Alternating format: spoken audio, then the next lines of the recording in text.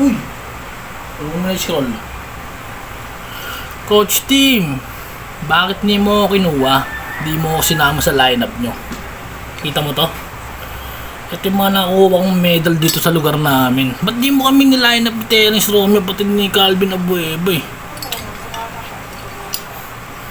Sayang. Magta-champion sana yung Gilas pag kinuha mo ako. Nakikita mo to? Di na ako nilalabanan sa amin. Ito mo yan? Import. Kinukuha ng lahat. Isa-isayin ko pa ba? Etong nito to, huling dakdak ko binigay sa akin. Coach Team, ano ba? Bakit kinuha pa si Brownlee? Nandito naman si Blackie. Ano ba kailangan? Pakita ko sa mga achievements ko. Oh, yan oh. Naglaro ako sa Saudi. MVP.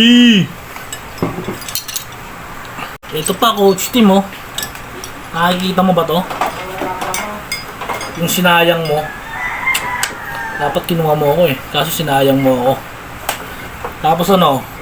Kung natalo yung Gilas, sisisihin niya si Brownlee. Si ganto, si ganyan. Ano? Di mo ako kinuha. Wala kayong malakas. Pure Filipino, pure blood, pure Maharlika. Kita mo? Ha? Ako na kunin mo, Coach Team. So, Coach Team, di mo ako kinuha eh.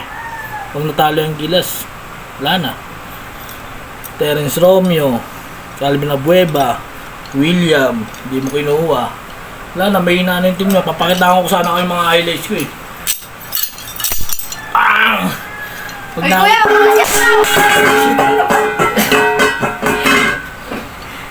Gumagawa ako ng content. Ayop na